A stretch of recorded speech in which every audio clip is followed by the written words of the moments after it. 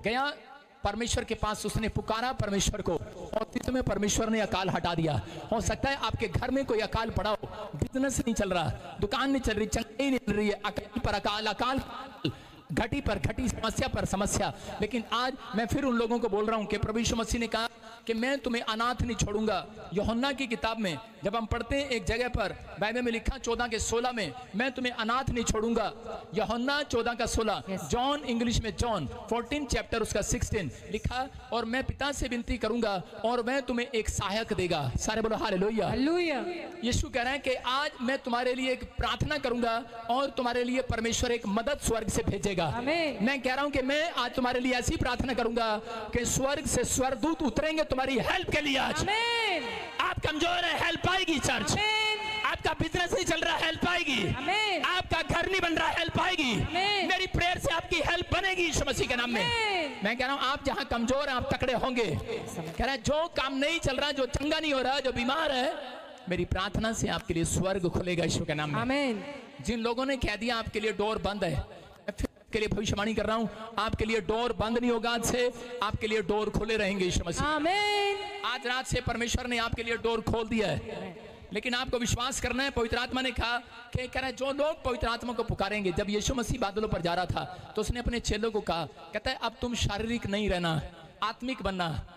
बोलता है कह रहा क्योंकि शरीर में था, मैं चला गया, लेकिन मेरी आत्मा नीचे है। शरीर में तो हो तुम, लेकिन अब मेरी आत्मा तुम्हारे अंदर है। इसका मतलब जब आत्मिक आप बनते हैं और शरीर को नहीं पुकारते, आप सोचते हैं कि शायद मैं फोटो रख लूंगा सामने। आज पूरी दुनिया के लोग परमेश्वर को फोटो में ढूंढते हैं और उसको सामने रख लेते हैं कि शायद यही मेरा भगवान है, यही मेरे लिए कुछ करेगा। वो अनजान वस्तुएं वो बोलती नहीं है, लेकिन परमेश्वर ने कहा शरीर नहीं, कहता है कि आत्मा पवित्र है, परमेश्वर का आत्मा। उसने कहा मेरा आत्मा यहीं रहेगा और जो उसको पुकारेगा, कहता पवित्र आत्मा तुम्हारा सहायक होगा आज के बाद यीशु के नाम में। आमीन। जो पुकार रहे हैं उनकी सहायता करने आएगा। आमीन। जो निराश है उनकी सहायता करने आएगा। आमीन। क्या आप निराशा से बाहर आना चाहते हैं?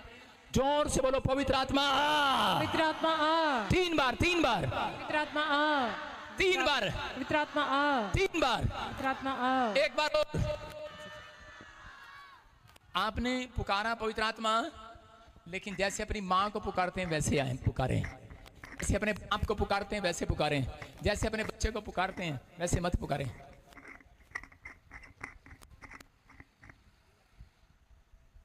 सारे बोलो हालेलुया। हालेलुया। आपको कहना आज पवित्र आत्मा आ, पवित्र आत्मा आ, वो आएगा। आमीन। वो सुनता है, वो आपका हेल्पर है। सारे बोलो हालेलुया। हालेलुया। आपको विश्वास करना है। आप जब विश्वास से बातें करते हैं तो परमेश्वर आपकी प्रार्थना को सुनता है और उत्तर देता है। उत्पत्ति की किताब 32 के 34 में हम पढ़ते कि एक जगह पर याकूब जो है बड़ी पुरानी परिस्थितियों में फंसा हुआ था। याकूब का भाई है, लड़की चुप कर, आत्मा यहां पर है, डिस्टर्ब ना कर। प्रार्थना करने का टाइम नहीं है, वचन सुनने का टाइम है, होश में बैठ। आत्मा जिसके अंदर है वो बेहोश नहीं हो सकता, उसको समझ में आता है। समझ रहे कि नहीं? आपके अंदर दुष्ट आत्मा, जब पवित्र आत्मा आपके अंदर आता है तो आपको बुद्धि देता है, सम्मान देता है, ताकत देता है, कर सोचने बूझने की शक्ति देता है। इसका मतलब पवित्र आत्मा आपके अंदर है। याकूब के बारे में जब हम पढ़ते हैं कि याकूब अकेला पड़ गया एक टाइम पर, उसका भाई उसको मारने पर। तो सबको जय मसीह की, God bless you all of you. आज के सुंदर समय में हम परमेश्वर की उस योजना को जो हम पर प्रकट किए उसके विषय में हम बात करना चाहते हैं।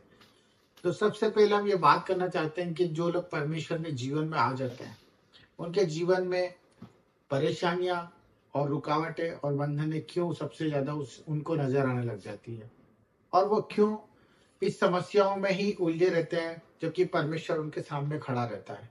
आज हम देख रहे हैं कि जहां जहां पर चर्चेस हैं, जहां जहां पर आप वीडियो के द्वारा देख पाते होंगे, लोग अपनी चंगाइयों को पा रहे हैं, अपने छुटकारा पा रहे हैं।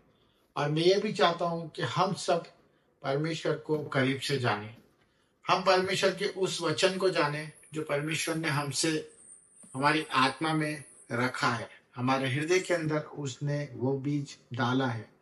तो आज उसी विषय में आपसे बात करना चाहता हूँ मेरे भाइयों और मेरे सिस्टरों, कि हम लोग जब परमेश्वर के वचन को पढ़ते हैं और उस पर अमल में लाने की कोशिश करते हैं तभी हम अपने उद्धार को देख पाते हैं।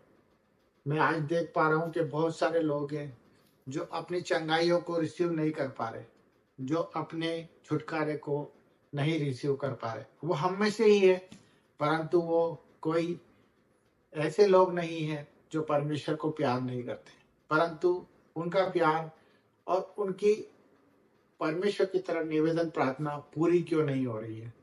मैं इस विषय में आपको बताने जा रहा हूँ कि कौन से वचन उनके लिए वो काम करते हैं और वचन किस तरह से उनके जीवन में कारीगर होते हैं और किस तरह से वचन उनके जीवन में प्रकट होते हैं और वो उद्धार के मार्गों पर चल पड़ते हैं और वो दूसरों के लिए गवाही बनते हैं। तो मेरे भाई बहनों, आज के इस विषय को लेकर मैं आपसे चाहता हूँ कि आप मुझे प्रोत्साहित करें और कोई गलती हो तो क्षमा करें और परमेश्वर के इस वचन के अनुसार मुझे समझाएं और मैं उस पर ध्यान लगाऊं। तो सबके लिए हम लोग प्रार्थना भी करते हैं और उन विषयों के लिए हमें परमेश्वर की ओर से जो हमारे भाइयों हमें रिक्वेस्ट भेजते हैं, हम उस पर अपना परमेश्वर से प्यार प्रकट करने की कोशिश करते हैं। तो मैं इस बात के लिए आपको आज अवगत कराने वाला हूँ कि जिस तरह से हम परमेश्वर के जीवन में आ गए और चुन लिए गए, ये हमारी ओर से नहीं हुआ है। सबसे पहले हम इस चीज को जान ले कि जो परमेश्वर का वचन है कि मैंने तुझे चुना है, तूने मुझे नहीं चुना है। तो इस बात का हम ध्यान दें कि अपने जीवन का, अपने भविष्य का, अपनी चिंताओं का सबसे पहले हमें नकारा करना है और अपने भविष्य के बारे में, अपने कल के बारे में चिंता करना छोड़ देनी है। क्योंकि परमेश्वर का वचन यही कहता है कि हम कल की चिंता करेंगे तो हम परमेश्वर के खिलाफ होंगे। हमें कोई चिंता नहीं करनी, क्योंकि हमने परमेश्वर को नहीं चुना, परमेश्वर ने हमको चुना है। तो मेरे भाई बहनों, सबसे पहले इस चीज पर गौर करने का हमारे लिए परमेश्वर ने ये वचन को प्रकट किया है। दूसरा वचन जो मैं आपको बताना चाह रहा हूँ वो ये है कि वचन जब तक दो धारी तलवार नहीं बन जाता, जब तक वो कारीगर नहीं होता, वो काम में नहीं आता, तब तक वो एक वचन ही कहलाता है। परंतु वो कब प्रकट होता है? जिस तरह परमेश्वर का दृष्टांत है कि बीज जब तक तुम अच्छी भूमि पे नहीं उपजाओगे, जब तक फसल नहीं बनेगी। तो उसी प्रकार परमेश्वर का वचन भी यही कहता है कि आप अगर वचन पढ़ते हैं और सुनते भी हैं, पर जब तक अपने हृदय में उसको जगह नहीं देंगे और उस हृदय से आपके अंदर वो आवाज नहीं आने लगेगी, तब तक आपका उद्धार नहीं हो सकता। तो हम वचन को पढ़े, वचन को सुने, परंतु वचन को हृदय में डालने की कोशिश करें। ये परमेश्वर का प्यार है। अगर आपने वचन को, बाइबल को, परमेश्वर के कहे नियम को अगर अपने हृदय में डालने की आदत डाल दी, तो मैं बता रहा हूं, आप दूसरों के लिए उद्धार के मार्ग बनेंगे, आप आशीषित हो जाएंगे। आपको किसी जगह जाने की, भटकने की जरूरत नहीं पड़ेगी। आपको अपने हृदय से ही वो जवाब मिल जाएगा जिस चीज के लिए आप भटक रहे हैं। आप रोगी होंगे, आप परेशान होंगे, आप कर्जे में होंगे, पर परमेश्वर का यह जो बात मैं आपको बताने जा रहा हूँ वो यही है कि परमेश्वर के वचनों को अपने हृदय में डाल लीजिए मेरे भाई बहन। फिर देखेंगे आपके जीवन में किस तरह से उद्धार होता है और चंगाई और छुटकारा आपके जीवन में इसी वक्त है। आप स्वीकार करें और वचन को पूरी तरह काम करने दें।